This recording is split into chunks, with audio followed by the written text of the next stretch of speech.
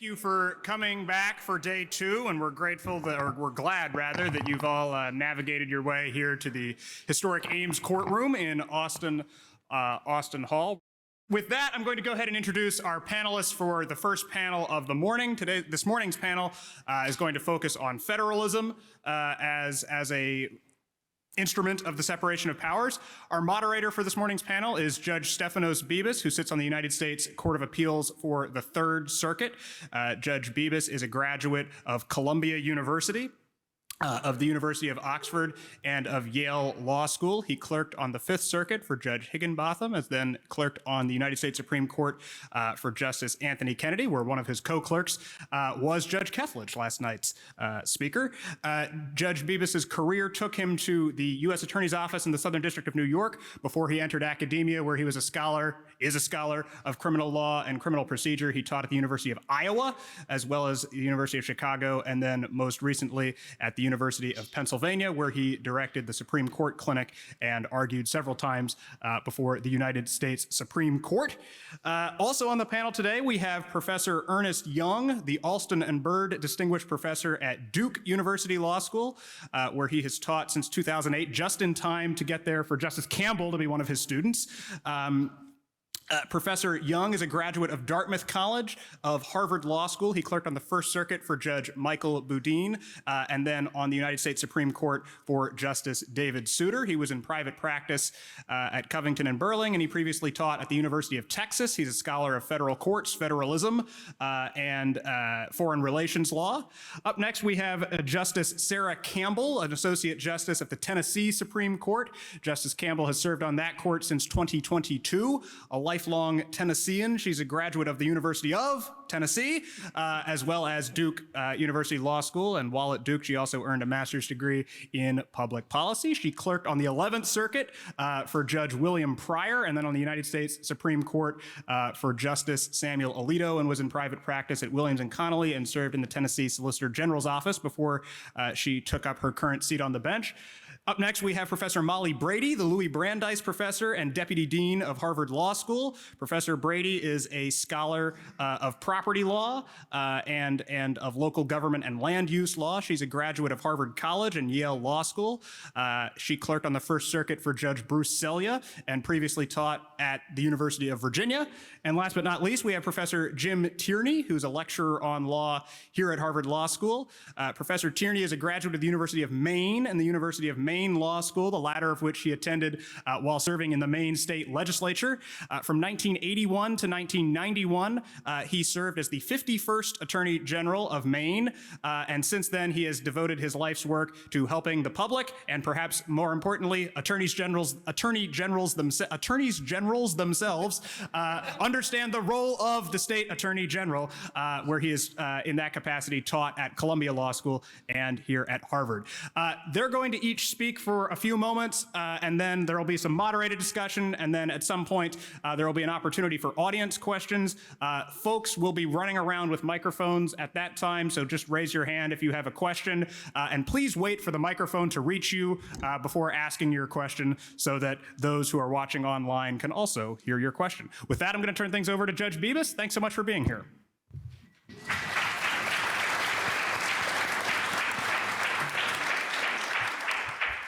Thank you, Ben. Thank you, FedSoc. Thank you, distinguished co-panelists. So our topic, we normally think about separation of powers maybe at the federal level, but what's the role that states have in it? And not just states. There are multiple layers of government. Often we don't pay attention to counties, to cities, to towns. But the breaking down of power may work as a check, but how well do these checks work? And do they frustrate coordination, effective policy, et cetera? We're blessed to have a very distinguished panel here, and I think we have a range of perspectives here. So without any further ado, let me turn it over to Professor Young to kick things off. Thank you. I want to start by thanking the Federal Society, especially Benjamin Thompson, for organizing this conference and inviting me to participate. Always want to the top of my very part. Talk about federalism. I was coming out of law school and clerking in the mid-1990s when the Rehnquist Court was beginning its Federalist revival. It decided cases like New York versus United States versus Lopez, Seminole Tribe versus Florida, that renewed the Supreme Court's effort to enforce constitutional limits on national power. And those cases mixed history and political theory and functional dynamics of federalism, and I thought they were just fascinating. That's what inspired me to become a legal academic. Nowadays, I think the Roberts Court is more interested in separation of powers than federalism. Most of the structural constitutional action is under the Appointments Clause or the removal power or at the intersection of administrative law and constitutional law. But part of the point of this panel is to say that horizontal separation of powers and federalism are part of the same broad system of checks and balances that our founders instituted to prevent the concentration of power and to protect individual liberty. Madison, as usual, put it best in Federalist 51. In the compound Republic of America, the power surrendered by the people is first divided between two distinct governments, and then the portion allotted to each is further subdivided among distinct and separate departments. The Constitution's federal structure affords a double security to the rights of the people. The different governments will control each other at the same time that each will be controlled by itself. But the other point that I want to add, which Madison surely knew as well, is that states aren't just another department in this separation of powers. They are themselves complete governments with a measure of sovereignty, their own constitutions, and their own wells of democratic legitimacy and support. So I hope to make two key points about states and the separation of powers. First, separation of powers is the key to preserving state autonomy. The founders believed, and I think it's an article of faith in this society, that the national government is one of limited and enumerated powers. The 10th Amendment makes this clear, but some of these powers are broad, and they're mapped onto things like commerce among the several states that were bound to expand over time as the economy grew and became more integrated, and they threw in a necessary and proper clause that it's hard to limit very sharply without doing violence to its textual meaning. So I'm here to tell you that enumerating powers hasn't been very successful as a means of limiting national power. The capaciousness of the text and the court's wish to stay in their own lane, especially after the 1937 judicial revolution, has made them really unwilling to enforce limits on national power if they can't find bright lines to do so. And I think, for instance, the main reason that Charles Freed nominated me for the Bator Award back in 2005 was for an amicus brief we worked together on in Gonzalez versus Raich, the medical marijuana case. That was the first time the Rehnquist Court's Federalist revival encountered a big, important federal statute, the Controlled Substances Act, rather than just a symbolic little provision like the Gun-Free School Zones Act. And the sad fact is that our side lost that case. With Justice Kennedy and Scalia voting to uphold Congress's ability to regulate marijuana consumption even when no money changes hands and nobody crosses the state line. But Justice Scalia, like many conservative jurists, cared about bright line rules, and he couldn't find one to limit Congress's enumerated powers in a meaningful way. So I don't think that's likely to change. But just because Congress has the power to regulate almost anything doesn't mean it will get its act together to do so. Have you been watching these people? And that's where the separation of powers comes in. The legislative process has two features that really protect states. One is that the states are represented, at least to some extent, in Congress. But more importantly, it's just hard to get legislation through. The Schoolhouse Rock, I'm just a bill cartoon remains one of the most important treatments of separation of powers in our culture. You youngins can still find it on YouTube if you haven't seen it. Did you ever wonder why Congress has any business requiring school buses to stop at railroad crossings, which is the bill that's in play in the video? You might think that's a federalism problem, but the Schoolhouse Rock writers weren't wrong to think that the chief constraints on Congress regulating even something like that would come from the difficulty of navigating Article I's separation of powers in the legislative process. So the big threat to federalism today is that the national government doesn't use the legislative process anymore to make law. It uses executive orders and administrative regulations and adjudications. It does this because it's so much easier to make federal law that way. And so the separation of powers limitations on actions by administrative agencies and presidential fiat, things like the major questions doctrine, for example, take center stage as protections for federalism. But much of the separation of powers debate isn't so much about new federal measures being enacted as how existing ones will be interpreted and enforced.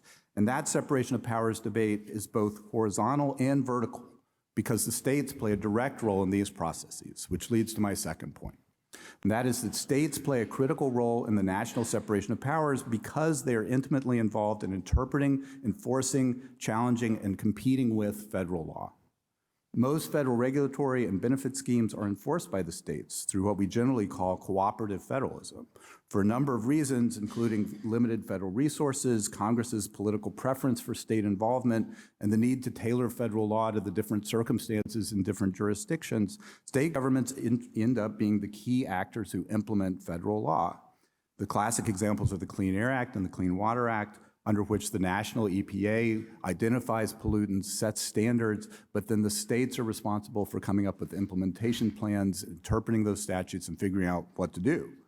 So cooperative federalism is a means to leverage federal power more broadly, but it also often turns into what my co-clerk Heather Gerken calls uncooperative federalism. That is, states often push back on the priorities of federal regulators, they interpret federal laws differently, or sometimes they flat out go on strike.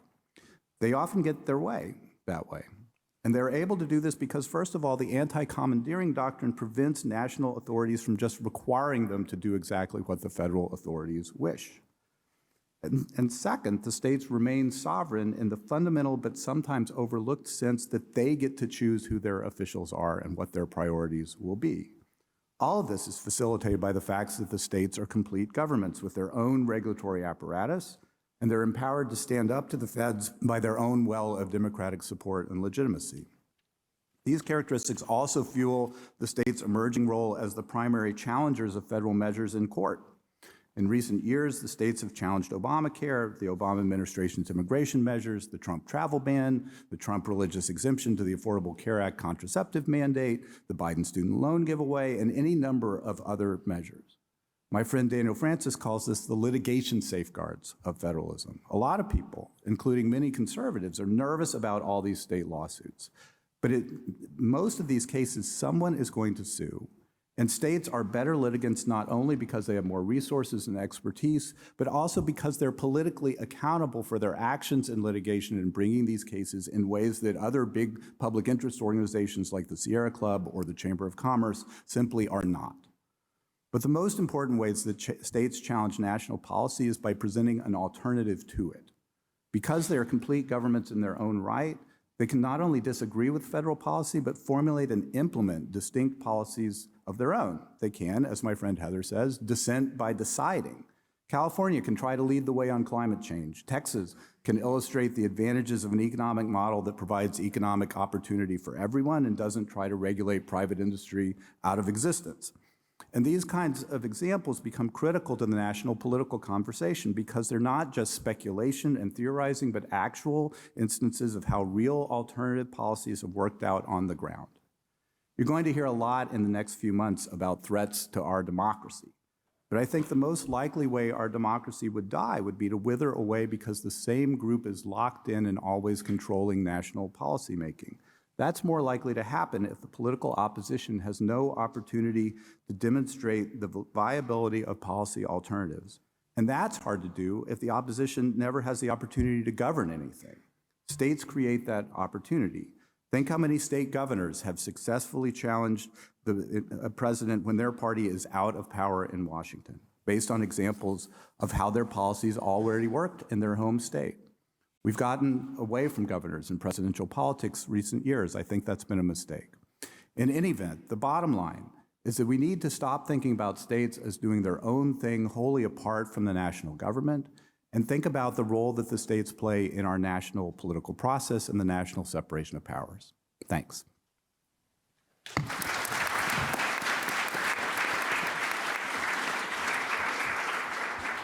Justice Campbell. Thank you.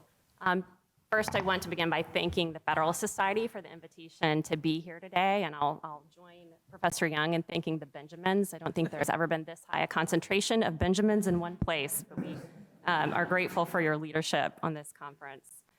It's really wonderful to be here with my distinguished co-panelists, and especially with Professor Young, from whom I learned everything I know about federal courts and federalism, and he is a big part of the reason I made the move back to Tennessee after practicing in DC for a few years, so I owe him a special thanks for that. So discussions about the separation of powers often center on the political branches, but federalism often also has important implications for the judicial branches. My remarks today will focus on judicial federalism. First, I'll discuss federal and state courts' overlapping authority to decide issues of federal and state law. And I'll identify some of the ways in which this overlapping authority creates friction between the federal and state courts and can injure state sovereignty. Second, I'll point out some of the key differences between state and federal courts and among state courts and explore whether those differences should change the nature of the judicial role in any material way. So first, overlapping authority between federal and state courts. Let's start with some context and background. You may not know, because law schools overwhelmingly focus on federal law, but over 95% of cases filed in the United States each year are filed in state court. State courts are courts of general jurisdiction. They hear over 100 million cases each year compared to several 100,000 that are heard in federal courts. And in our system of dual sovereignty, state courts have authority to decide issues of federal law and state law. They're presumed competent to decide issues of federal law unless Congress divests them of that jurisdiction. The notion that state courts have authority to adjudicate federal law issues was never really disputed. Hamilton made clear in Federalist Number 82 that Article 3 was not intended to divest state courts of their pre-existing authority to adjudicate issues of federal law. Whether federal courts would have authority to hear issues of state law, on the other hand, was a question that generated significant debate at the founding. The Anti-Federalists feared that the Constitution's grant of diversity jurisdiction to federal courts would make federal courts too powerful and eviscerate state judiciaries. One result of the Madisonian Compromise was that the grant of diversity jurisdiction remained in the Constitution, but it left it up to Congress whether to establish lower federal courts. The Judiciary Act did give lower federal courts jurisdiction over diversity cases, but it imposed a monetary threshold. That monetary threshold has been ratcheted up a bit over the years, but the last increase was nearly 30 years ago. The current threshold is $75,000.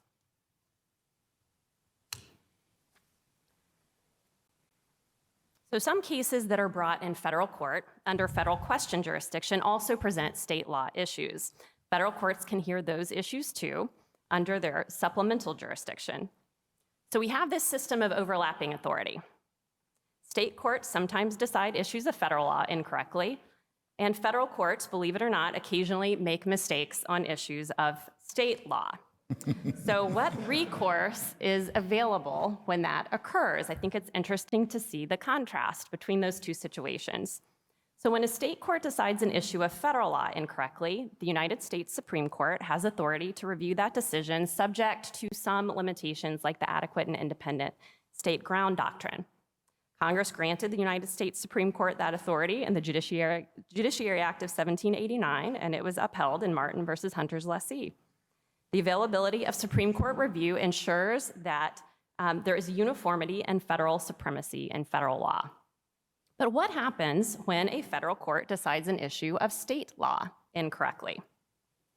So the state's highest court in Tennessee, that's the Tennessee Supreme Court, is the final authority on the interpretation of a state law. But when a federal court decides an issue of state law incorrectly, there's no way for the state's highest court to directly review that question. The losing party in federal court is not allowed to appeal to the state court, for example.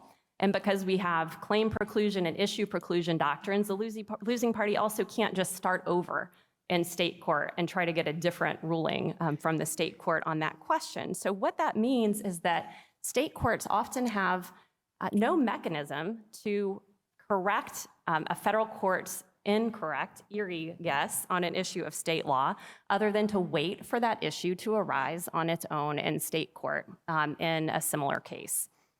And that, of course, can sometimes take years if it happens at all. So during that interim time period, the state is deprived of its sovereign authority to enforce its laws. Certification is one way to avoid this problem. Nearly all states have adopted certification procedures that allow federal courts to certify questions of state law. There's a rule in Tennessee Supreme Court Rule 23, says we may answer certified questions of law from the federal courts. The certifying court must determine two things: that the question will be determinative of the cause of action in that case, and second, that there's no controlling precedent on the issue. Federal courts are not required to certify, however. Most federal circuits give their federal district courts and federal circuit courts largely just discretion to decide whether an issue should be certified. And frequently, federal courts choose not to certify for a variety of reasons: the delay that can ensue, the sense that they are just as competent to decide the issue of state law as the federal court. I'm sure there are other reasons that perhaps our moderator can enlighten us on in the course of this conversation. Let me just give you an example of the friction that can occur when a federal court chooses not to certify a question. So this is a case that arose in the Sixth Circuit several years ago. It's called Lindenberg versus Jackson National Life Insurance Company. So several years ago, Tennessee's legislature passed a law creating a statutory cap on punitive damages and non-compensatory damages. So the cap that was at issue in this case was the punitive damages cap. It capped damages at either the double the amount of total compensatory damages or $500,000, whichever is greater. So there was a breach of contract action that was originally filed in Tennessee state court. It was removed to federal court. A jury awarded the plaintiffs punitive damages that exceeded the statutory cap. The defendant predictably argued that, the plaintiff predictably argued that the cap violates Tennessee's constitutional right to trial by jury and the separation of powers. The district court initially certified those questions to the Tennessee Supreme Court.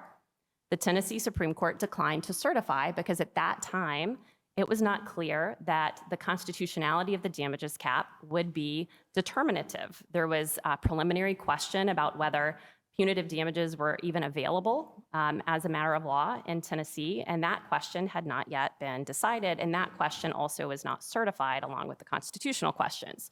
So the court declined to certify, made clear in the certification order that declining to certify at that point didn't indicate an unwillingness to certify at a later point in the proceedings when it was clear that the issue would be determinative. So there was an appeal, and there was an appeal, went up to the Sixth Circuit, and the state urged the Sixth Circuit to certify the questions. No party objected to certification.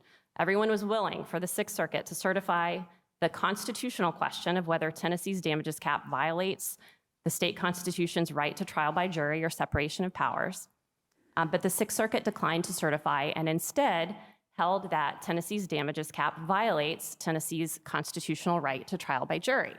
So take that in for a second. A federal court held that a Tennessee law violates the Tennessee Constitution without giving the Tennessee Supreme Court an opportunity to weigh in on that question. So it wasn't until several years later that a similar issue, the constitutionality of Tennessee's cap on non-compensatory damages, came up within the state court system, and the Tennessee Supreme Court had an opportunity to weigh in. I was not on the court at that time, but in a case called McClay versus Airport Management Services, the Tennessee Supreme Court reached the opposite conclusion of the Sixth Circuit and said it does not violate Tennessee's constitutional right to trial by jury. So in the interim time period, Tennessee was unable to enforce its state law. Let me briefly, my time is running short, but let me briefly just touch on, so that was maybe one of the downsides of judicial federalism, but let me talk for just a moment about the benefits of judicial federalism. One of those benefits is that judicial federalism allows for state-level experimentation and variation. Chief Judge Sutton has written on this topic. You may have seen his books, 51 Imperfect Solutions and Who Decides, about the differences among state constitutions and protection of constitutional rights and structural differences among between state and federal courts and among state courts. I think these are really, really important topics for us to explore. And during the Q&A, I hope to explore whether some of the structural differences in particular should make us think differently about the role of a state court judge. And three of those differences I'll just point out to get us started are that state court judges have common law decision-making authority. There's not much of that left in federal courts, but there's quite a bit of common law left in state courts. State courts are elected in many cases, or at least are subject to some sort of electoral accountability, such as retention elections. And third, in states, it is often the case that state constitutions can be much more easily amended than the federal constitution. State laws, statutory law, is also more easily amended. There tends to be less gridlock in state legislatures than in Congress. So hopefully we can talk more about what those differences mean for the judicial role. Thank you.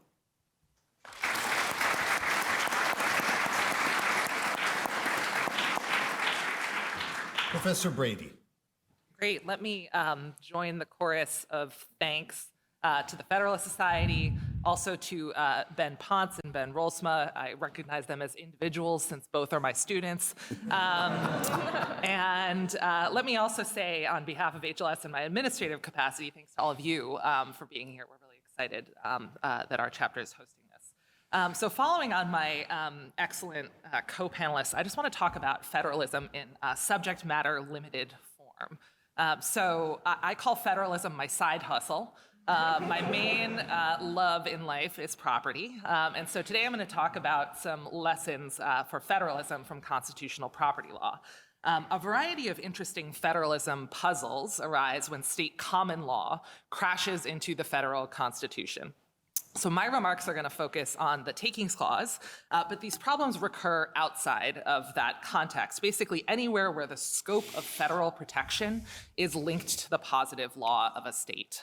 So some of you may be familiar. There are some pushes toward this, I think, in Fourth Amendment law right now, toward a more positive law model, and I think this is the experience of the takings clause is illustrative of some of the puzzles that come up. I'm going to basically use my very short time to ask two questions. The first is what we can learn about federalism from the role of state-specific law underlying or shaping federal constitutional protections, and a little bit about how the winds may be changing on that front. And second, what can we learn about federalism from the largely absent potential of states to innovate through state constitutional interpretation in the context of the takings clause and the state takings clauses?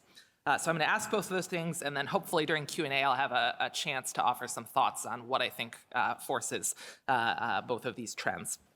So first, what can we learn about federalism from the role of state-specific law in underlying or shaping federal constitutional protection? Let me take a step back and explain kind of what I mean by this. So the takings clause in the Constitution, which I hope you've all learned about, protects property, of course, from being taken for public use without just compensation.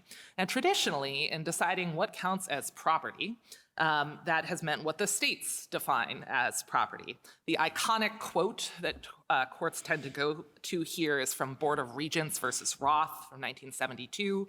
So I'll quote here, "Property interests are not created by the Constitution, rather they are created and their dimensions are defined by existing rules or understandings that stem from an independent source, such as state law." Traditionally, one of the reasons for the sort of positivist deferral exemplified by this Roth quote was the idea that property is the most local of state law topics.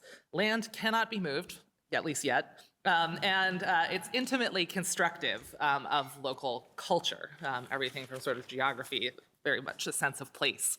Letting states experiment both with forms of property, so types of property interests, and also with regulations on that property, could advance local objectives and conditions and some of these federalism goals.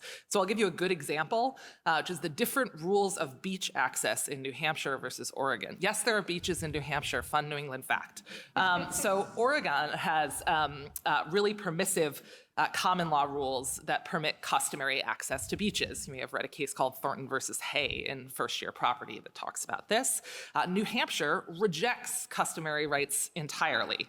What counts as a taking in New Hampshire might be different or might not be a taking in Oregon, given this underlying customary law within the state. A few years ago, I started noticing signs that this federalist dimension of takings law was starting to change, in my view.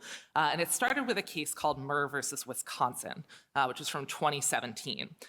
Murr is not terribly well known, but it's the last sort of liberal victory in a takings case. It's a Kennedy 5-4 decision. Authored by Kennedy. And it's a weird little niche case about what we call in takings law the denominator problem. So essentially, how do we decide what unit of property is the right unit for the purposes of running various takings tests to assess whether a taking has occurred? The Murr majority, in answering this question, looked beyond Wisconsin law, which arguably recognized the plaintiffs as having kind of two distinct parcels. So there should have been analysis of a smaller unit of property rather than the larger one that the Supreme Court endorsed. And the reason that they looked, or one of the ways in which they looked beyond Wisconsin law, was basically to say, hey, there's a long history of regulations treating these kinds of properties that are on water as one, or merging them under certain conditions. And they pointed to a 100-year-old regulation from New York that was supposed to be shaping the expectations of a landowner in Wisconsin. And so this sort of resort to a jurisdictionless law in takings cases stood out to me. More recently, a more famous decision, probably Cedar Point Nursery versus Hasied in 2021. This is a takings case that said that a California labor access law was a per se taking. The opinion relies quite heavily on a sort of jurisdictionless right to exclude, which is no doubt important in property and which was violated by the law authorizing organizer access. But state-specific law posed a trickier puzzle, and my view is we might have gotten more insight on how exactly property federalism works had we had more on what exactly was wrong with state-specific law. So in Cedar Point, the California labor access law had been in effect nearly 50 years. This is interesting to me because the opinion in Cedar Point signals that civil rights laws are not a problem, but those are also about 50, 60 years old. But it didn't explain why civil rights laws enabling access were permissible, but the labor access law was not. I think there are lots of answers to this question. One might be, one is federal and the other is sort of state, and so federal beats state. It could be that civil rights with their grounding in constitutional protection are just different than labor rights, which others have argued about whether those are protected. But the minimization of state-specific law, of California law in the Cedar Point opinion meant we didn't get what might have been helpful answers to those questions. And so I think these puzzles will keep recurring. I view the trajectory as completed a bit. This past term in Tyler versus Hennepin County, a case that definitely reached the right result. Headlines after the case made me laugh. One was Supreme Court makes everyone happy for once.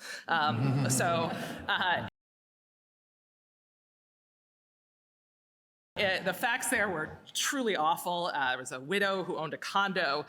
She fell into some tax debt, and a Minnesota statute enabled the state to keep the surplus beyond what she owed as after selling it at a tax foreclosure sale. So they sold her property for about $40,000. She only owed $15,000. They kept 25. I think that's math.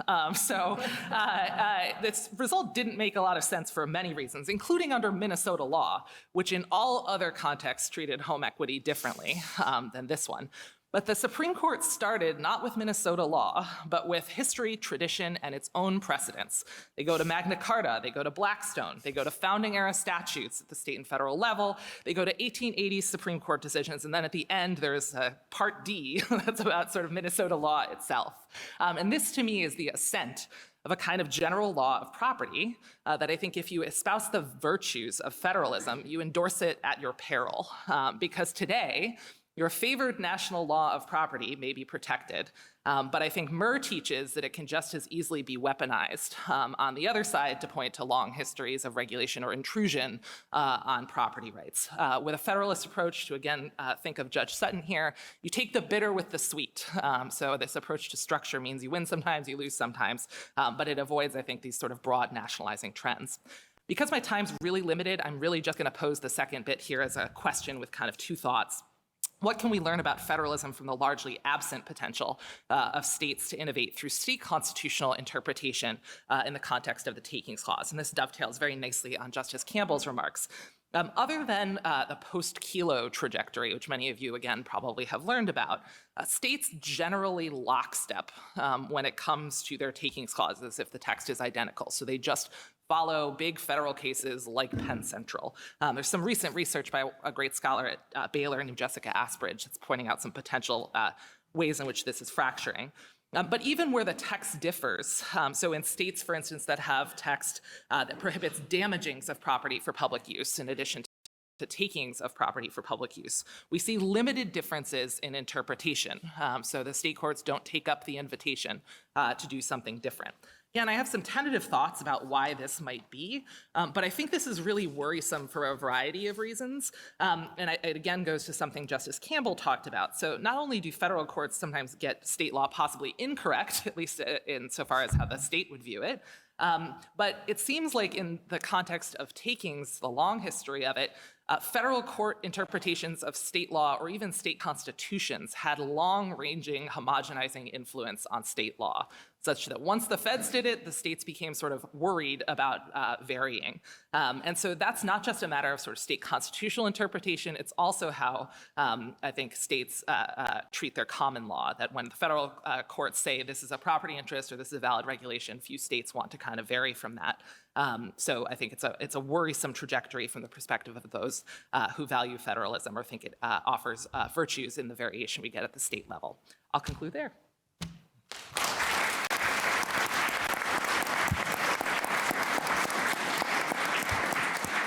Mr. Tierney. Thanks.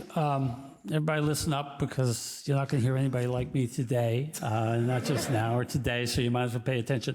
So the first thing I want to say is, I say this everywhere, make sure you leave a tip for your chambermaid. Okay, she's not working this weekend for fun, cleaning up after you, and you may be a law student and think you're too poor to do it. Believe me, she's poorer than you are. My mother was a chambermaid. So that's my first line to all of you. My second one is for all of you to watch a movie. A movie came out a little over 60 years ago called Judgment at Nuremberg. And it's good to watch it because it's a reminder of the horrors of the Holocaust, but it's about the fictionalized version of the third trial at Nuremberg. Speaking of Justice Jackson last night, of course, he was a Nuremberg prosecutor. And so what happened in that trial and in this movie is fascinating because they were a series of, the defendants were judges.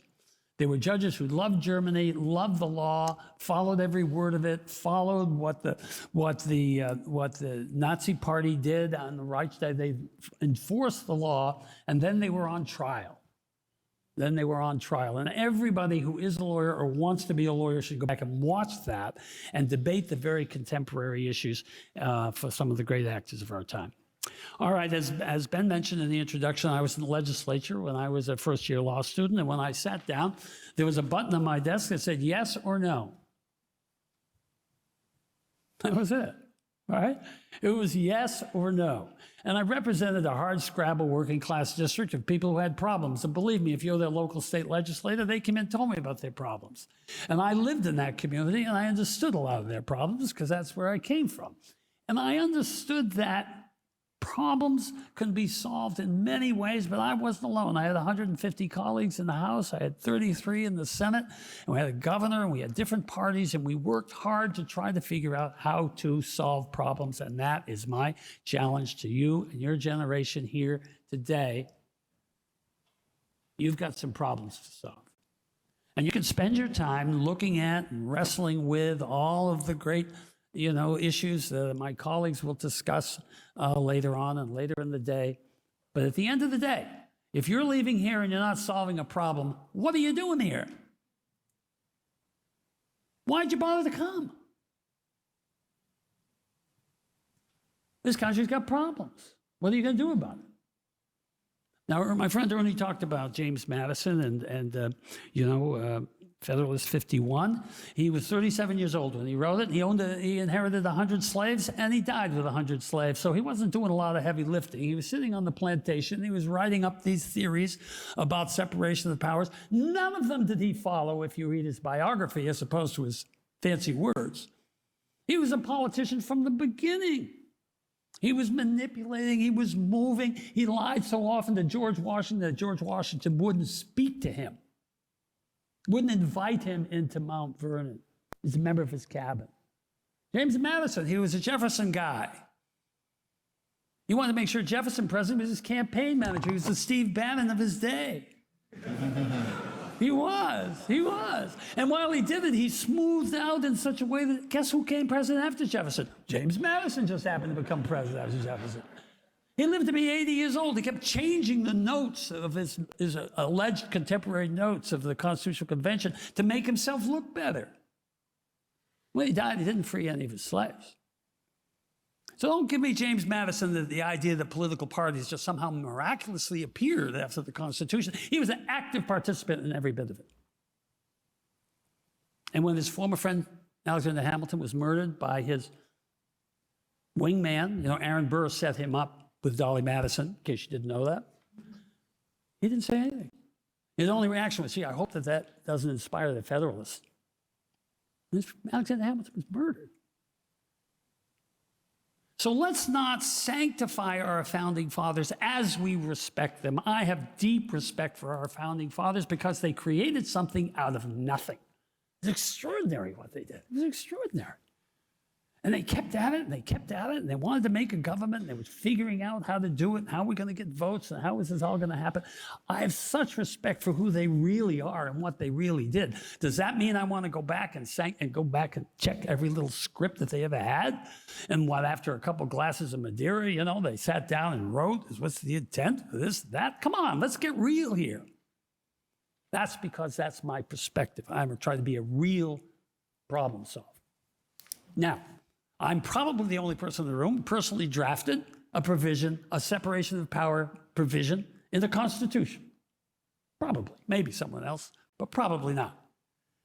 I was a year out of law school, so naturally I could draft the Constitution, right? The Constitution of Maine. It had been in the Constitution since 1820, and I didn't once check with the intent of the founding fathers of Maine, nor did I check with the common law, nor did I check with their English ancestors. We had a problem, and we solved it. And it passed with 2/3 of both houses of the legislature. It passed by the voters of the state of Maine, and has worked for 50 years because we had a problem and we solved it. That's what we do if we are human beings. So let's talk just a bit about separation of powers. We're obviously worried about protecting people's rights and powers, but which people? Which people? Remember, I told you I represented a hard-scrabble district before we had the ocean. When people died in industrial accidents, those people had liberty rights too. And then the industrial state came in, the administrative state, which is the evil. Speaking of the administrative state, I have 8 grandchildren. One of them had a car accident the other day on their way to class. She rear-ended the car. Guess what happened? The airbag went off. She walked away. She went to dance class that night. The old administrative state forced those airbags into those cars. If you think that market forces were going to say, oh no, someday cars will put airbags in because it will be in their economic interest, then you are living in dreamland. You're living in a dreamland. There's an elevator in this building, so that people who are disabled can go up to all 5 floors. You think that just happened? You think Harvard said, yeah, I really want to put an elevator in that building? No, it might ruin the architect. We don't want to do that. Right? And we're Harvard. We can do what we want. Sorry, you put an elevator in. That's the way the world works now. So let's talk about separation of powers. One of the problems we have when we talk about separation of powers and all these theories is the Supreme Court's over here doing other things without any real knowledge of state government. They have no knowledge of state government, especially Sandra Day O'Connor and David Souter left. These people have no idea how state government works. And so I say, well, we should let Congress do these things. Well, Congress did do these things. They passed something called McCain-Feingold. We had campaign finance laws in every state in the country, and they were transparent. I ran for office. I told people where my money came from to run. I actually also put my income tax returns, filed them publicly. Didn't have to. I thought transparency was a good thing. Don't have to do that now. That's all gone. Dark money is the rule. Supreme Court decided over here. So we sit over here and talk about separation of powers, you know, in the House and horizontal and vertical and the thing, and all of which is true within this silo. But the real fact is the Supreme Court, by making a decision, has turned governance over to billionaires in both parties. They get to decide. They get to decide who runs. And why is it easier to not have gridlock in state government? Because everybody's all lined up. They're either all red or they're all blue. And when the word comes down, that's what you do. That's what you do. You can move the law of Tennessee really fast right now. You just decide to do it, boom. Jurisdiction comes, jurisdiction goes. And Sarah sits on the court and says, well, the legislature did it. They don't have that gridlock problem. Yeah, pretty easy, right? So let's get real in our discussions. We could talk about many, I've got dozens of issues I could talk about, but I'm just going to talk about one. And the reason I chose it is because it's going to rain 1.5 inches to 2 inches in Maine. So I'm going to be out of here. I'll be gone by noontime. On a train back home. A federal government train, by the way, run by the administrative state. But I got a senior citizen discount and I'm going to be home. I'm here on my own nickel. I pay for my own dime. I pay for my own hotel room. So we'll talk about the Clean Water Act because it's going to rain. Now, you may or may not have noticed, because I know judges don't even read the news. They don't pay attention. They only pay what's in the briefs. You may have noticed we've got some flooding going on. You may have noticed that. If you lived in Maine, you had to take a canoe to get to Whole Foods store a couple weeks ago. It's a true story. We lost the last storms. We lost between 15 and 32 feet of dune frontage in Maine, which you'd know if you read the Bangor Daily News, as I do every day. That's a lot. That's a lot. If you read my colleague Susan Crawford's book about Charleston, she says 300,000 people are going to have to move from Charleston in the next 15 years. How are we going to do that? Don't give me separation of power. How are we going to do that? That means people need schools, they need houses, they need health care. How are we going to do it? The Supreme Court's reaction? Well, they looked at the wording of the Clean Water Act, which, you know, Justice Alito said had been a great success, but I didn't like this unfortunate footnote to this success story, according to Justice Alito. And so we changed the words. Congress didn't change them. They've been there for 50 years, but they changed the words and left 50% of the wetlands. Wetlands, the number one guarantee, the best flood control you could ever have is nature's protection. Oh, we left 50% of them out. We got rid of them. Boom, 5-4. We don't need that anymore. We don't need to regulate wetlands. We'll leave it to the states. The states, the aforesaid states, the states where there's no gridlock, the states where developers and people who don't want their private, people who own property, whose basements aren't flooded yet, people who won't have to move yet, but if they do, they'll have the resources to move. Unlike the 300,000 people in Charleston that Professor Crawford talks about who are low income, people who work as chambermaids in those fancy hotels in downtown Charleston. They're the ones who are going to have to move. Now, I personally don't care whether the federal government, the state government, the county government, philanthropy, municipal government solves this problem. You are going to be part of that solution. And if you were not, what are you doing here? So I'll close with this. Oh, and by the way, 5-4 decision, 2 of the judges, Justice Thomas, Justice Gorsuch's mother who ran the EPA, and you might want to look that one up. They think the whole Clean Water Act's unconstitutional. They're back talking Plessy-Ferguson time. They're back there early 19th, early 20th century. We don't need this at all. But we got the liberals on the court, like Alito said, well, we don't want to do that. You know, we're just going to take care of the wetland problem. You know, we don't want to take care of the whole thing. So well, let me tell you about one of my heroes, Benjamin Franklin. Because he was old. You know, he was old when it came to the Declaration of Independence, the Constitution. Benjamin Franklin, you know, he was a loyal. I read a lot of biographies. I don't read a lot of law. I read a lot of biographies. And Benjamin Franklin lived on 32 Craven Street in London for about 35 years with a landlady, Mrs. Stevenson. And one day, he walked to St. Paul's Cathedral. 1769. Have you been in London? Have you seen St. Paul's Cathedral? It's an astounding dome. It is an astounding piece of architecture designed by Sir Christopher Wren. It is beautiful.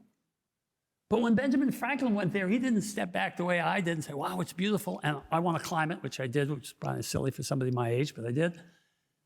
He looked up and he said, you know what this place needs? Lightning rods. Lightning rods. He goes in to see the rector of the church. He says, I'm Benjamin Franklin. I said, oh, Dr. Franklin, we know all about you. Well, you know about the tent and the kite? Oh, yeah, you're an expert. If you don't have lightning rods up here, this is going to burn down. And the rector said, well, you know, some people think lightning came from God. Listen, it's electricity. It's going to burn down. It's going to burn down. And so he got himself on the committee. He was smart, didn't make himself the chairman. And 2 seconds on Google, you could read the committee report. And they got lightning rods that lasted from 1769 to 1929 before those lightning rods came out. And all of us and our children and our grandchildren can go and look at that because he solved a problem. And I'll tell you, my young friends here today, this country can burn down. You've got to find the modern day lightning rods. That's your job. Thanks.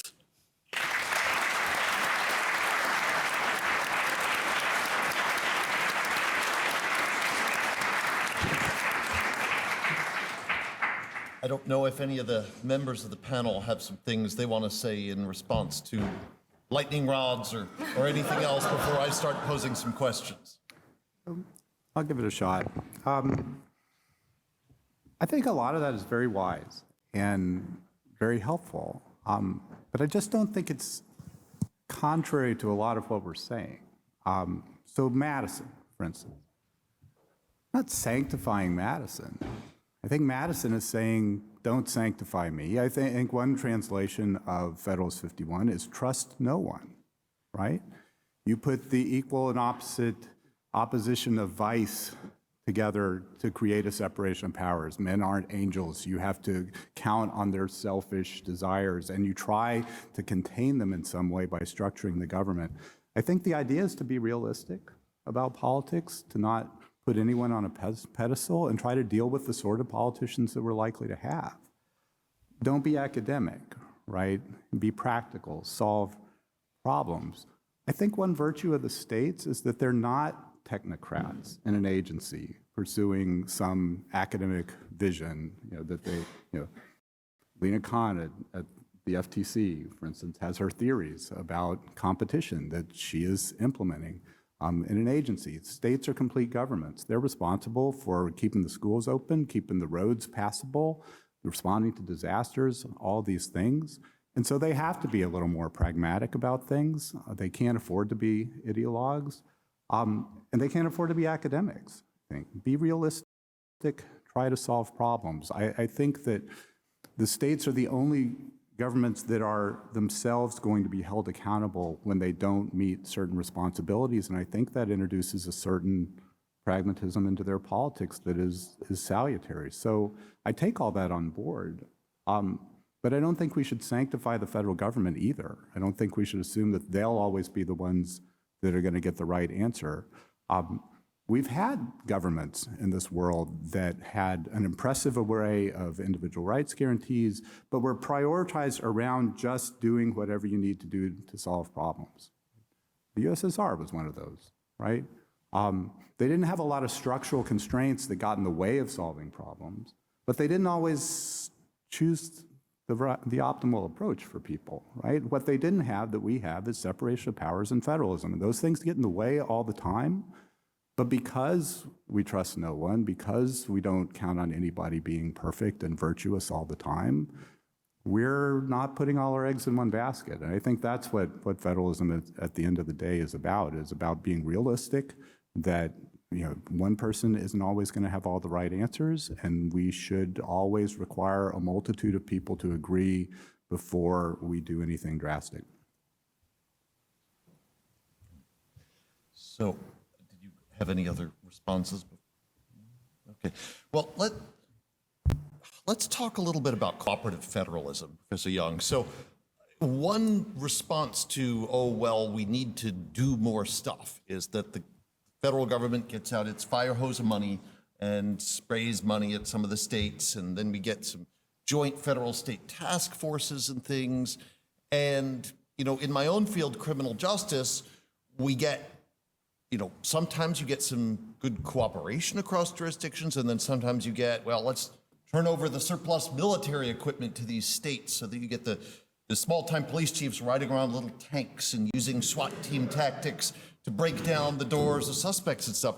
And so sometimes the desire to have, you know, energy or overcome the limitations of states can lead to vigorous enforcement, but vigorous enforcement is not always what we want. How do we keep the good of cooperation while keeping some, as you said, uncooperative federalism, some limitations that keep them from circumventing state limits? I mean, I know one thing that has happened in a lot of states in criminal justice is states have tried to put limits on the abuses of forfeiture laws because the police departments profit from the forfeiture laws, and they then spend their time targeting the lucrative crimes, not necessarily the dangerous crimes people are most concerned about.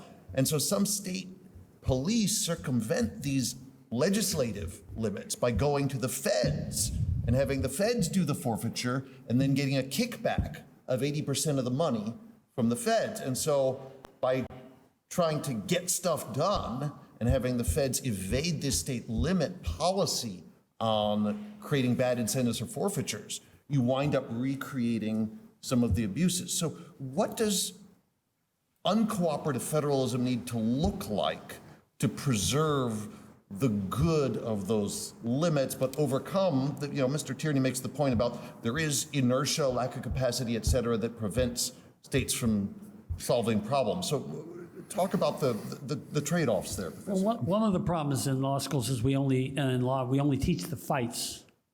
We don't talk about when it works great. Let me give you an example of where it works great. You know, since 1952, the federal government has sent money to state fish and game departments in order to help manage fish, right?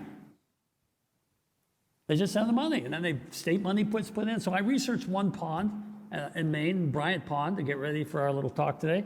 And we were having trouble with the brown trout and the landlocked salmon issue, but federal government came in, state government, philanthropists, and it worked, and nobody complains. As a matter of fact, Bryant Pond's most famous resident, Tucker Carlson, brags about the fact that those fish are just great. He just loves the government. He doesn't even know that the federal government, the state government, the local government, the fish and game wardens are the ones that allow him to go out there in his bucolic world when he's not hanging out with Putin and fish. He doesn't even know that. So cooperative federalism works every day. This train I'm going to be on is federal, but I'm paying to get on, senior citizen rate, but I'm paying to get on. And so, and you know, the local towns along the way, they did all these other things, they work on it, and it works.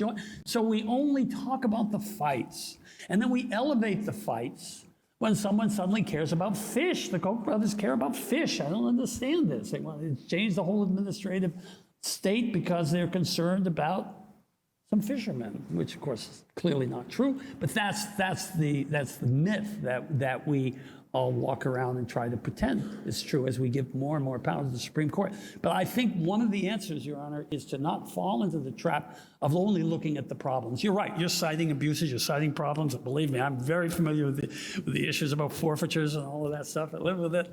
But you know, it really works. Cooperative federalism works. Let's not try to draw the precise lines. God help us if we have a vague law. They were kicking vague laws around last night at the conference. Oh my God, did I write a vague law once? I probably did.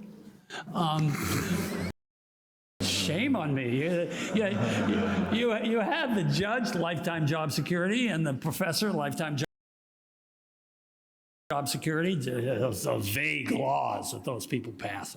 I'm sitting over here with Sarah, and I'm going, oh God, you know. Hope they didn't catch one of my vague laws.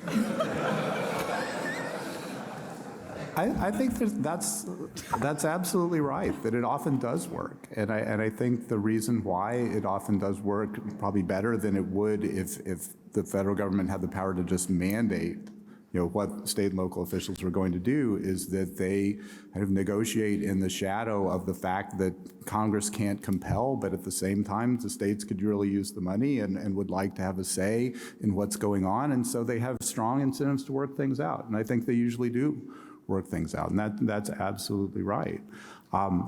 And I think one reason why they work things out most of the time is also that many of the people involved are politically accountable. So I would think the ultimate checks on, for instance, taking a bunch of tanks from, Army surplus and using them to enforce criminal law in Henderson or something like that in violation of the wishes of the community is that the officials who made that decision are going to be politically accountable and eventually are going to pay a price for that. I mean, there are some ways in which you might put limits on the spending power. You might limit the ability of Congress to kind of target and drive a wedge into the state separation of powers by dealing selectively with one level of government or with one branch of the government. But mostly that's going to be a matter of state separation of powers law, whether they want to allow that or whether they want to have a more unitary executive or something like that. But really political accountability at the state level. But I think there's a lot of that. Do you think anti-commandeering is a meaningful part of that? Does it mean much in practice to prevent the feds from telling state agents to do things? So I used to think that it didn't make much difference because if you look at the facts of New York versus United States, it's a very, very strange statute. And if you look at the facts of Prince, it's a very, very minor statute, right? It's the temporary provisions of the Brady Act until the entirely federal system gets up and running for gun control. But I think it creates this basic idea that the state and local officials do not work for the federal government. That's the anti-commandeering doctrine. That's what that means. And I think in some ways that's the only kind of state sovereignty that is left, right? It's not an exclusive zone of regulatory authority. Certainly, it's the fact that we have our officials and they're theirs. They work for us. And you can try to persuade us that we should help you out. And generally speaking, we will, because it will be in our interest. But the anti-commandeering doctrine is what frames that conversation and requires Congress to give something when it does and to be reasonable. And I think the anti-commandeering doctrine is, of course, also very important with respect to political accountability, which you mentioned. I mean, political accountability is, I think, essential if we're going to have these sort of cooperative programs and to know which officials should be politically accountable for certain decisions. I mean, that's another way in which the anti-commandeering doctrine steps in, because it prevents, I guess, the responsibility from being so ambiguous or diffuse that that the electorate doesn't know whom to hold accountable in those situations. But this is dreamland stuff. There's no politically accountability when the billionaires are telling you who you're going to vote for. You live in Tennessee. Nashville has always had a Democratic congressman until this redistricting. They divided Nashville up. They will never have a Democratic congressman again. Ernie, you live in North Carolina. 3 Democratic congressmen quit. They said, there's no possible way I can win this election. I've been gerrymandered out of existence. What are we talking about? Political accountability. And it goes right down to local school boards and legislative races. Who is kidding who here? Let's get in the real world. There's no accountability. It doesn't make any difference who you vote for. For a lot of people, it doesn't really make any difference. All the fights are in primaries. Why bother? Why bother? I talk to congressmen all the time. They say, why am I doing this? It doesn't make any difference if I don't come, someone just like me who agrees with me on everything because they're going to take the party orders, they're going to vote exactly the same way I do. And the end result is we don't send money to Ukraine, something that this country wants, desperately wants. We can't figure out how to do it. That's not political accountability, and that's true right down to school boards. It's right down into law schools, where I see my students lining themselves up right away and afraid to say anything in class because they're afraid that someday it may cost them a judgeship. I see it every day. They tell me privately. It changes the way I teach. I have to teach using hypotheticals and order my students to say things because they're afraid to say what they really believe, even in an academic institution. So let's not pretend that we don't have serious accountability problems by chanting 17th, 18th, and 19th century political theory when the Supreme Court took care of all this by eliminating campaign finance law, eliminating transparency. You want to have political accountability? Have transparency where the money comes from. We don't want to do that. I like it the way it is. So what's the answer, though, right? I mean, this is the council of despair. And, it's not a and council so you want all these people to go out and solve problems, Look, I'm right? glad Tucker Carlson's catching those fish. Okay. I don't have any despair. I'm glad he's here. I hope he pays his taxes. he That's should all be I got. Leonard switching. Leo lives in Maine, too. They all live in Maine. They love the views. They love the environment. It's all great. It's all great. They have their parties there. It's great. Everyone loves to go to Maine. About a third of the Harvard faculty, I think, live in Maine. I see them all the time. Right? Everybody loves Maine. Well, when you get to be a little senior, you make a few more bucks, you come up and join the senior faculty. The answer is democracy. The answer is to dig into your communities and to care about your school boards and to care about your legislators and to buck this terrible trend and to maybe, just maybe, keep fighting back. That's what you've got to do. It's our country. I mean, that's why I love the Founding Fathers. They fought every day. They fought every day for what they believed in. And look, I understand my audience here today. You're not going to agree with a lot of the things I'm going to do. So what? Go do it. You're young. I'm old. You know, I'm going to be gone. I don't have to worry about the 300,000 people who have to live in Charleston. Why? I live in Maine. That's why.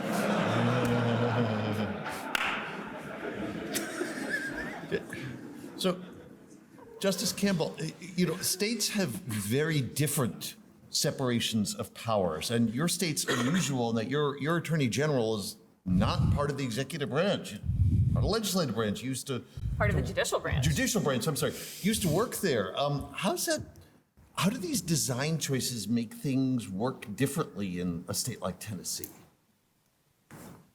We are very unique in our design. So Tennessee is the only state in the country in which the state Supreme Court appoints the Attorney General. So our Attorney General's office is part of the judicial branch rather than the executive branch or the legislative branch. I think historically that has led to a couple of differences. I think, well, first of all, for many years, because the Supreme Court appoints the Attorney General, for a number of years after the legislature really shifted to Republican control in Tennessee, we still had an Attorney General appointed by a Supreme Court made up of justices appointed, predominantly appointed by a Democratic governor. So there was, there was a sort of divide in political power in that respect. And, but also I think the fact that our Attorney General is not elected and is not politically appointed has caused that office to be a bit more stable than other offices. We have not had any attorneys general run for governor, to my knowledge, certainly none that won an election for governor. Our attorneys general typically do not go on to seek further, any sort of elected office. So we've had, I think, a more stable staff in the attorney general's office, more career folks rather than political folks. So. And I think less involvement historically, and this has begun to change, but historically, I think less involvement in multi-state litigation that, could be said to have, some sort of political tilt. Less involvement, perhaps in amicus briefs, that sort of thing. So in multi-state coordination, but more of a leadership role, I think, on issues that had a lot of bipartisan support. There's bipartisan support, such as your Attorney General who signed the brief to overturn the presidential election in a lawsuit that was thrown out 48 hours by the Supreme Court, Texas versus. That's a really non-political Attorney General of Tennessee, Sarah. I mean, what are we talking about here? Let's get real. I just don't like the fantasy. Your Attorney General has gone to the legislature to ask for additional staff because his career staff, the stable staff you were talking to, won't represent him on some of the cases he wants to bring. He's quite open about it. Well, the dynamics, if I may interrupt for a second, I mean, the dynamic is changing, and that's why, my discussion was really talking about historically what the office has been, and I think there are a lot of those features that do still exist, at least exist more than they do in other states. But, I think as the Attorney General role nationwide is changing, and you're seeing more multi-state litigation, you're seeing, more involvement in challenging federal rules, that sort of thing. I think there has been, more interest, certainly among our state legislators, in having an Attorney General in Tennessee that takes on that role. And it is, I think, it certainly is changing. You're not wrong that I think the office Changing today because has a EPA different. Massachusetts gave special standing to state attorneys general to challenge, and so every attorney general now feels it's part of their job to challenge rules that come from whoever the president is that they're not in office for. There's nothing magical about that. There's nothing based on the separation of powers. You know, they just made it up. And EPA versus Massachusetts, we'll give the state special solicitude. It wasn't even briefed. They just made it up. You know, I mean, why again? Why can't we be real? Why do we have to pretend, cover it with all this legal rhetoric when it's clear what it was? That's where it came from. So now it's part of every AG's job to challenge the president. It's not in your office, even the appointed AGs like the ones you have in Tennessee. Let's go try to overturn the presidential election. What the heck? Right? I think that Appointed AGs go to, your attorney general goes to Republican AG meetings. Republican AGs Association, founded by who? That nonpartisan judge, Bill Pryor, when he was attorney general. He founded the Republican AGs Association. We didn't used to have partisan organizations. He thought it was a great idea. He and John Cornyn, they said, let's do that. Most of the Republican AGs didn't want to do it. They said, don't do that. We don't want to have partisan, we want to be nonpartisan law enforcement people. Bill Pryor, another approach. So I'm not, if I may just add one point, and I'd actually be interested in your thoughts on this. I mean, I'm not denying that there is a lot of that sort of litigation going on around the country, but there are still many areas in which there is bipartisan cooperation among attorneys general. So one That's is what I teach. opioids, for example. The big tech cases. Antitrust, those are very tech, bipartisan consumer protection, coalitions. correct. That absolutely correct. And if the core philosophy of state attorneys general wasn't functioning, I wouldn't be teaching it anymore, all right? I do believe in that office. I do believe it should be independent from the executive. I think when the attorney general can be appointed by the governor, bad things happen. Bad things happen. People get prosecuted who shouldn't be. People are given passes who shouldn't be, and it's not based on the law. I think it's a core duty, and I'm thrilled that in Tennessee and in all but 2 states, the AG is separate from the governor. But that's what I teach. You know, I didn't come down here today to teach my class. You know, but I had a student here who stopped me last night. You know, after I was leaving yesterday, worried about what vague laws I'd written, and I was kind of in the dumps. So one of my students stopped me on a Jan term. We have a 3-week Jan term, and he went to his home state, and he actually worked in an AG's office, and he said, "Wow, that's terrific. That's real stuff. That's dealing with real cases, even though it was only 3 weeks. And I might do that someday." And that's what keeps me coming back. So I believe in that. I believe in state law enforcement. I believe in separate. I believe in prosecutorial discretion. But I can see these winds, these powers are coming in from the outside, and most of them are driven by the U.S. Supreme Court. It says, we don't have to regulate wetlands anymore, and we can knock down campaign financing laws, and we can just do what we want. They have standing. Standing's like an accordion. It opens and it closes depending on what the judge wants to do. It's open, it's closed. I mean, we know that. Right? We know that. In the real world, I'm watching out here, and I'm getting a lot of nods from people. They're going, yeah, this Tierney guy, you know, I don't know where he went to law school, but I'm telling you something. He's telling me the truth because it resonates with my own life. You're smiling. It's great. I'd love to have a smiling audience. It's great. So far, we've been focusing on the division between federal and state power, but we often forget that there are multiple layers of power, and the lack of coordination can sometimes cause problems. In criminal justice, it's, you know, we have policing at the city or precinct level and prosecuting usually at the county level, usually separately elected by each county. There are a handful of states that are exceptions. And then, you know, prisons paid for at the state level. And so for a while, this has been known as the correctional free lunch problem, when the economist would say when the marginal cost is zero, maybe you wind up overusing things like prison beds.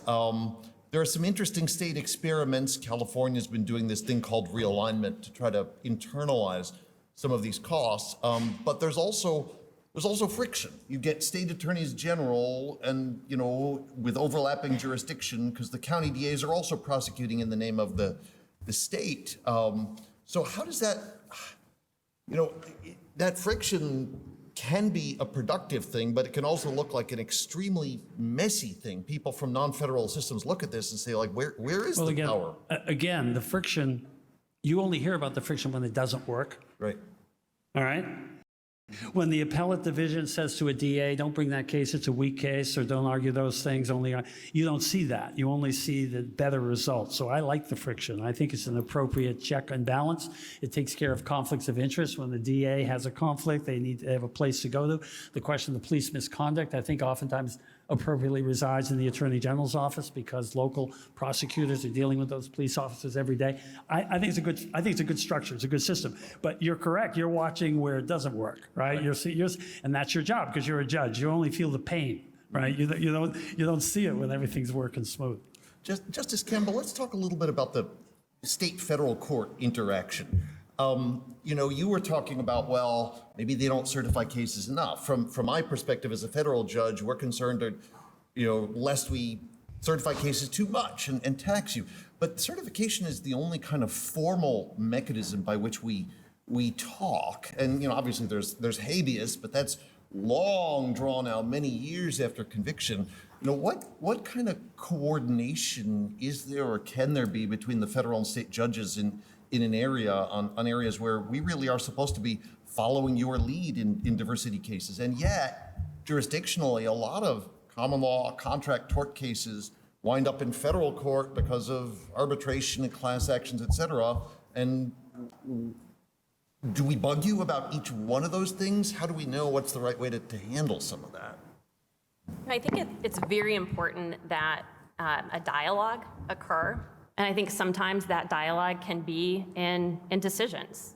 I think state courts can do a better job of indicating to federal courts, when we want issues certified. There might be particular areas of the law that, because of things like the Class Action Fairness Act, predominantly end up in federal court instead of state court, and that really can impede the development of state law. So we might, when the opportunity arises in one of our decisions, drop a footnote that says, or if you don't like footnotes, Judge Pryor is not a fan of footnotes, you could put it in the body of the opinion also.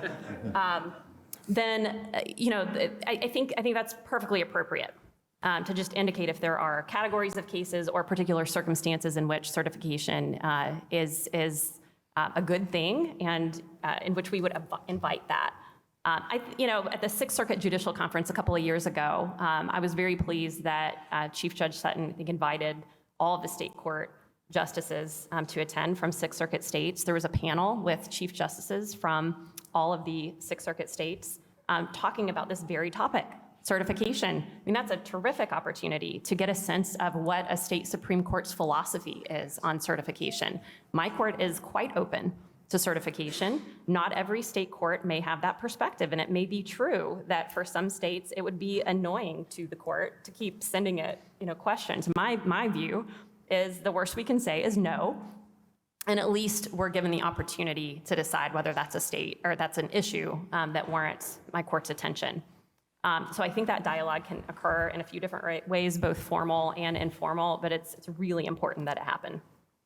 So I know I don't get to call on Justice Campbell anymore in the old way, but I do have a question, and that is, you talked about how state courts might think of their role as different, right, from federal courts. And this is something I've been wondering about for a long time because, in con law, we talk about the counter-majoritarian difficulty in Alexander Bickel, the courts don't have a democratic mandate to match the legislature, and so how can they overrule the legislature in a democracy?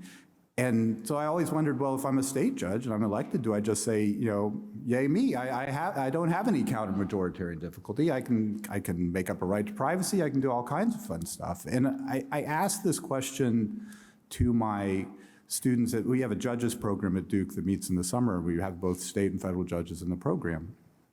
And I always ask them this, and they kind of look at me like only an academic would ask that question. And so they seem to have kind of the same idea of a judge, at least most of those state judges that I've talked to. Do you think that's different? Do you, as you've done this job longer, are you starting to kind of spread your wings and make some law and that sort of thing? No. But there are certainly state judges that I think would take the view that being elected either, so I think there are really two factors that could play into a state court judge's view that they might have more democratic legitimacy. So one is the fact of their election. But the second is one I mentioned earlier, and that is the common law decision-making authority that state judges exercise. There are lots of state court judges who, I think that the common law decision-making really is policy-making. I disagree with that. I think that common law adjudication is really about, case-by-case adjudication of an application of a settled body of common law precedent. But to the election point, look, you have to ask the question, to what position are they being elected? The mere fact of election does not give someone the license to make policy and to make law if that is not the position for which they are being elected. So I think any discussion of the role of a state judge has to consider separation of powers principles and how those principles constrain the role of a judge. Now, those principles, right, may vary among states. States allocate power among the branches of government in different ways. But in Tennessee, the power that is given to the judicial branch is the judicial power.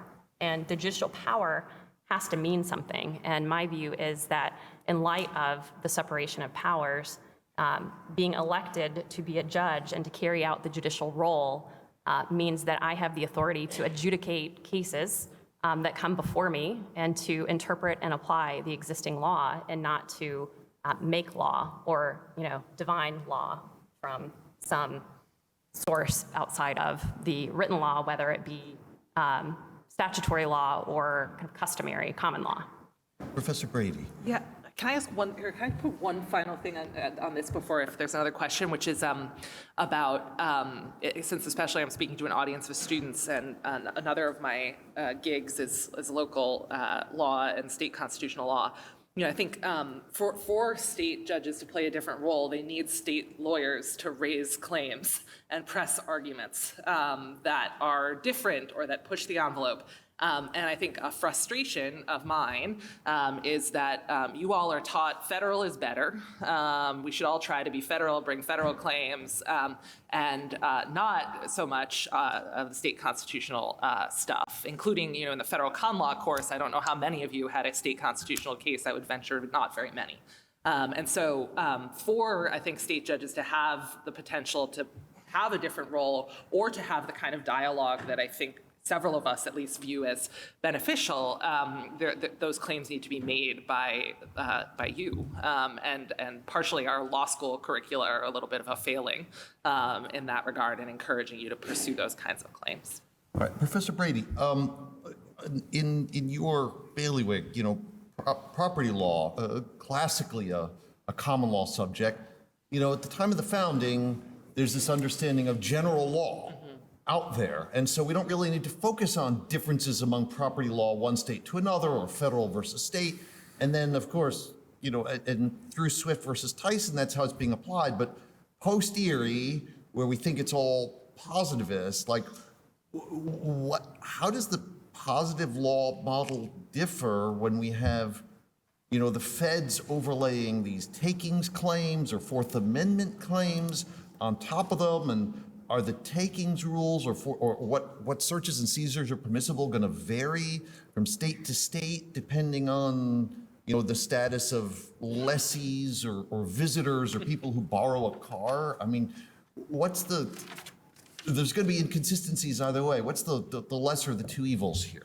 Yeah, I think it's a really hard question, sort of like what level of variation is desirable. Just a note on general law. I think even my good general law friends like Steve Sachs and Judd Campbell, I've asked them about what they think about property law as sort of general law, like was there a general law? And they say, well, there's a general idea of property that's filled with content from local and state groups. So even in the sort of heyday of general law and way back in history, it's sort of a local thing. And some of what led to Erie was sort of the the expansion of general law toward property that everyone perceived as wrong.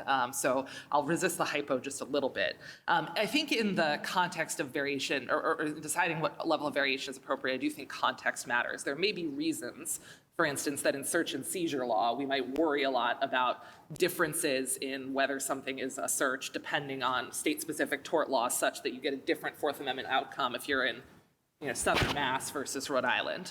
There may be sort of like arguments for homogenization. But with respect to land law, I do think there's a lot more stickiness, the buy-in of being a landowner or living somewhere, and being aware of and having your expectations shaped by local law that may not be as true when it comes to criminal law, given again sort of the buy-in required to become, in some cases, a property owner. So I guess I still think that in takings in particular, there's value in variation. I mean, generally, I'm a little bit of a fan of mud, both property and just like muddy rules. So I like that there's sort of innovations in property forms and coverage and different sort of ways of testing out. I think this sort of laboratory's idea about what is the best solution to a problem. We tolerate variation in things like adverse possession and nuisance and public nuisance and all these other concepts. And so to me, it sort of makes sense to have it at that level too. But I don't know that I would hold that constant across all the different parts of the Constitution that make reference to state common law. Were you implying earlier that thought the U.S. Supreme Court had been forcing too much uniformity in takings cases? I think so, yeah, and it's kind of, it's coming from a couple different places. Again, it's a sort of starting point, which I think is very consistent with a lot of other things the court is doing, where it's sort of broad history, tradition, kind of general ideas, as opposed to what I think of as an older tradition of hewing more closely to the states. There's a famous case called Lucas versus South Carolina Coastal Council. It's about whether a wetland regulation is a taking. I'm sure my co-panelist has thoughts on it. In that case, it's interesting to me that Justice Scalia, despite sort of announcing a new takings rule, remands to the South Carolina courts to basically apply the analysis. And so there's sort of a deference there that I think is just less prevalent in these recent decisions. All right, we have some time for some audience questions. Please, if you take a mic, stand up, identify yourself by name and school, and ask a question. 3 sentences maximum. There should be a question mark at the end of that. Odd law professors, you don't have to worry. Thank you, Professor Tierney, for your performance. I'm Luke DeWeese, and I'm at Penn State Law. I'm pretty sure I'm the only one here from my local FedSoc chapter. So I would, yeah, I mean, I appreciate your kind of, the way that you clearly teach, keeping it very kind of flighty and very amusing. I like this. The problem is, how can you say that the Founding Fathers are cool because they created a new government out of nothing? Like, this completely disregards the pre-modern origins of American law. How can you say this? And I say this with a PhD in medieval studies. I'm sure you do. I have a daughter-in-law who's actually at Penn State Law. She has a PhD too, so there you go. As a matter of fact, I've got 3 unemployed PhDs who also went to law school who are calling me up, and they're trying to get jobs in AG offices. I'm serious, I got 3. One of them's living with his in-laws. It's bad, man. It's like, they all want to help AGs with policy. I've got my PhD. I want to help the AG with policy. AG, I mean, I think, Sarah, you and I would agree. So that's a grave distraction from the question at hand, sir. Which is why I'm saying, I don't understand. That's an ad hominem circumstantial, and it's insulting. I don't understand your question. I'm sorry. How can you say that that the Founding Fathers created a new government out of nothing? How can you say this? This completely ignores the pre-modern origins. They made Montesquieu. What did you say? They got it. The habeas corpus came from nothing? That it wasn't borrowed and inherited from the inherited tradition? How can you say this? This is just rank error. I understand your question. Okay, maybe I'm wrong. Maybe it is. That's easy. You've convinced me. Nothing like, you cannot talk to a lawyer who also has a doctorate degree and win. I'll tell you all about it sometime. You can't do it. I have no idea what your question is. All right. Next question.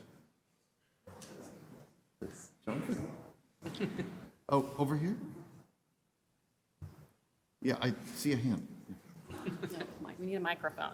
Just got to bring a mic. It's a boundary problem. Hi, thank you all for being here. I know I speak for everyone, and I say it's a real pleasure to hear you all debate. I'm Matthew Stanko from the University of Maryland undergraduate chapter, and my question is for Justice Campbell. What exactly is the process for certifying a question to the Tennessee Supreme Court? Is it something made? Sorry, I think this has gone out. Is it something made on motion from one of the parties, or is it sua sponte from the court? What exactly does that look like? So in the federal court, the federal court can do it sua sponte. The federal court can do it at the request of a party. I'll note that it can be done by the district court.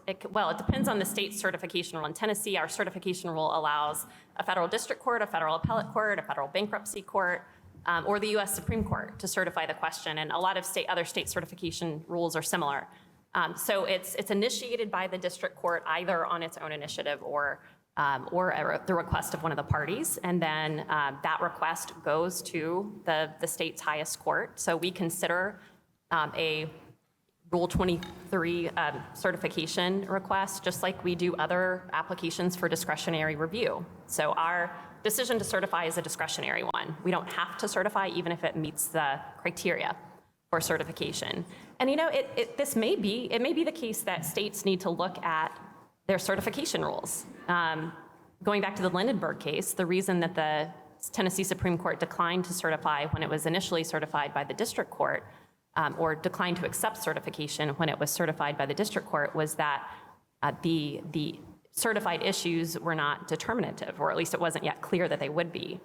So it may be that states need to look at relaxing the criteria for certification in order to get questions certified with more frequency.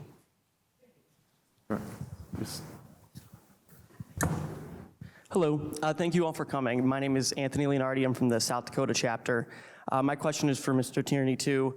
I'm actually very sympathetic to your criticism of like navel gazing tendencies. My goodness, it's the morning.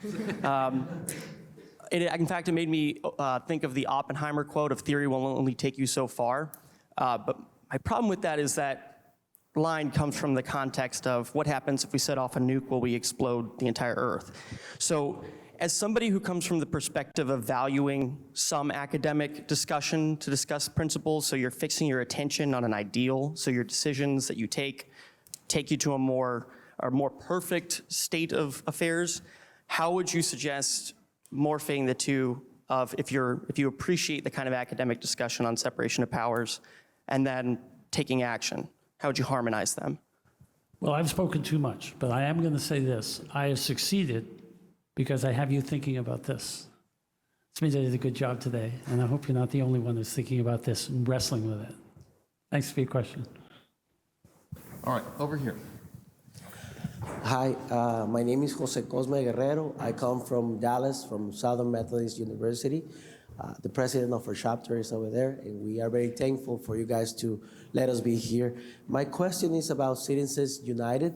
I'm a foreign trained student. I come from Mexico. I'm an attorney for 20 years there, and I'm doing an LLM. And it's very curious how the First Amendment was enlarged to protect companies and their interest in the voting and money and the funding. My question is for Mr. James Tierney. Yes, of course. Because what kind of political environment or social environment would we have to foster in order to overturn Citizens United? I think, in my personal opinion, that it is very dangerous. Is there a connection to federalism and the separation of powers here? I don't know, but I would like to question that. Yes, thank you. I didn't understand this question. All right. Do we have a federalism question? Hello, I'm Thomas Slanover. I'm from the evening program at Fordham Law. I guess this is for Professor Brady. In light of recent public nuisance claims on environmental issues, Do you see that novel public nuisance claims can basically, basically be a proxy attempt at state federal regulation? Yeah, I mean, public nuisance as a whole raises really fascinating federalism problems. You could do a whole separate panel on, some of the cases being brought as public nuisance cases as an effort to influence national policy. So it's a very, very interesting topic. I think this is an example too where if it worked ideally and wasn't sort of being used to address, I think, large national problems to the extent it currently is, we might be able to address smaller problems with better law. So the other thing I'll say, relates to, I think, some of the earlier questions about in my thinking about public nuisance, which is I'm a little resistant, perhaps predictably so, to the sort of academic practical distinction. I think public nuisance is a good example of that, where we have people who are thinking about sort of what are the principles underlying this concept. Does it have to be connected to uses of land, or can we, as one group is using it, say sue Kia and Hyundai because their cars are so easy to steal? Is there any plausible way to relate that to sort of the underpinnings of nuisance law and tort law in general? So, I think the academic discussion about that is framing how courts and how litigators are trying to bring and frame their claims. And again, I think a lot of these cases have more to do with something that's been talked about already, which is sort of AGs pursuing them as sort of national political goals, as opposed to something that is sort of meant to target state-specific problems. There are exceptions to that, and I think some interesting cases in the Southwest, for instance, that are using public nuisance where states are declining to act in a way that does sort of address more a local or a regional problem. But I think, public nuisance as a federalism problem would be a good student note. So you should write it. Congrats. You should know one of the really hot issues that all the federal courts are grappling with are these states and localities that are suing oil companies for climate change. And they're suing in state court, and they're saying we're only seeking relief for what's within our jurisdiction. And the oil companies all are trying to get it removed to federal court, and so far they've been shot down unanimously. And so are we going to see preemption or federal tort reform of this, or will the U.S. Supreme Court take the issue up? But for now, it's been left. And, I and every other judge to confront the issue just left it down in the state courts, that the states ultimately have to decide what they're going to do with this, even though it's a localized piece of a global problem. Yeah, and let me jump in. I just think those lawsuits are stupid. I mean, look, climate change is here. The question of who caused it is kind of problematic. You've got to get the major fossil fuel people into the solution here. You're not going to do that by throwing a bunch of plaintiffs' lawyers in there representing some town or city or county or state for that matter. They came to me early and I said, no, I'm out. Bad idea. Let's go solve the problem. You get a little theme in my remarks? Let's try to solve the problem here. And plaintiffs' lawyers, removal, Supreme Court. Oh my God, it's terrible. It's stupid lawsuits. Don't file them in the first place. Show a little judgment, show a little wisdom. Well, I think just one thing on that, which is, I don't think they're even, some of the plaintiffs' lawyers, they get great fees, et cetera, so that's a different motivation. But particularly on the academic side, just to present an argument that's been made by friends, including now soon-to-be Dean Leslie Kendrick at University of Virginia, is that it's a second best solution. Like, if people are failing to act in response to a problem, why not throw File a lawsuit. We're lawyers. Let's go file a lawsuit. That's a great idea. Just don't solve the problem. It's not going to work. It's not going to work. Lawyers make a lot of money. It's stupid. That's a legal term. I don't know whether you've ever heard of it. I have one other thought on the climate change thing, which is, actually, Montana did have a recent interesting case along these lines, because the Montana Constitution since the 70s has had a provision where they recognize a right to a healthful environment. And I mean, everyone kind of laughs at this and says, okay, yes, the Montana court sort of said there's a right to a healthful environment. You can't sort of ban or can't try to ban actions about climate change in this way, which the legislature had tried to sort of keep those actions out of court. But it is sort of a recognition of the uniqueness of the state constitution. Probably it's not going to address any global problem, but it is, I think, sort of from a signaling perspective, important. Good morning. My name is Ben Sievert from University of Wisconsin. This question is also for Professor Brady. So there's a very recent preprint from a professor from my law school, and also that's Joshua Braver and also Ilya Somin. The article is titled "The Constitutional Case Against Exclusionary Zoning." They argue essentially that the takings clause prohibits exclusionary zoning, which is frankly most Euclidean zoning. And I wanted to know if you could comment on that and the federal concerns for suddenly creating a federal cause of action for pretty much every single municipality's zoning policies. Yeah, so both Professor Somin and Professor Braver, who's actually a law school classmate of mine, are friends, and so I've read this article that basically makes the claim that zoning is unconstitutional, which I think is a great idea were it not for Euclid, which is a really interesting case that I also despise. But I think I don't see the courts buying their argument. I think also there are interesting articles about sort of the history of land use regulation generally pre-zoning. There are colonial land use laws. There's an article by someone named John Hart, not to be confused with John Hart Ely, on colonial land use regulation. And so there is a sort of longer history of this that I think is difficult to jam into their model. I do think that, again, this is an area where I think some of the state constitutional claims might be a better solution also because it avoids the sort of parade of horribles of turning every single zoning matter into a federal case.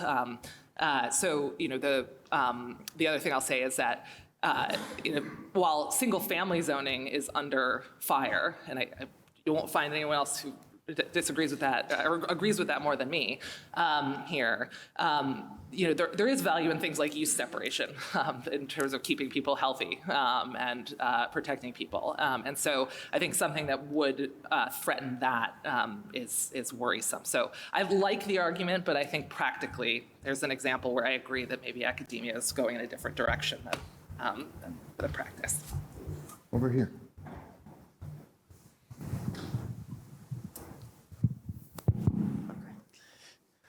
Hi, thank you all so much for coming. My name is Jack. I help run the University of Maryland chapter with my dear friend Matthew. My question is for Judge Bibas.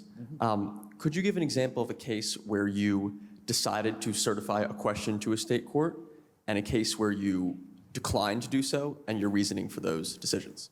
Okay, so my court, Amazon has been sued across the country for people who buy things on their marketplace. And there's this question about whether or not the marketplace is like a traditional auctioneer, in which case there's not strict liability for what's sold on it, or whether it's more like goods that a vendor has in stock and sells himself, in which case you can then have strict liability. And our court was wrestling with this, and most of the other courts in the country had said no liability. We had a panel of our court that found liability, and then we took the case en banc, and we ultimately decided we were going to certify it to the state Supreme Court. Now, what's interesting there, it's ultimately the state Supreme Court's job. I might not like what they're going to do or not, but it's their job to decide it. But the quirk here is then Amazon then settled the case. So the case goes away, which is an interesting way, like the precedent. But ultimately, it's not our job to stick our noses in. And I know a lot of our, there are lots of routine insurance cases we get, and they're matters of state law. And what I find winds up happening in those is that my colleagues are very reluctant to write precedentially, and we just write what most courts call unpublished decisions. I'm not sure I agree with it, but the impulse seems to be that, well, we're just afraid of making law on something where we could be wrong in making our eerie guess. And so we just resolve this as a case-specific ruling, but then the problem is we're just going to have more and more of these, and a lot of insurance cases wind up in federal court. But we're very often trying to take a guess. I can think of one other case where Delaware has a law that's supposed to basically take the profit out of going and assigning your life insurance policy to someone else and getting a cash payout for it. And so they say these assignments are void, but then the person who assigned it gets to keep the money, so that it's the companies that are going on buying this up that should know better and will wind up losing money if they keep doing this illegal business in the state. And so we assigned it over to them and said, do you really mean that? And they came back like, yes, we really mean that. The guy gets to keep the money for having assigned his policy, and then coming back and we say it's void. But that's Delaware's public policy, and it's not for me to make that public policy.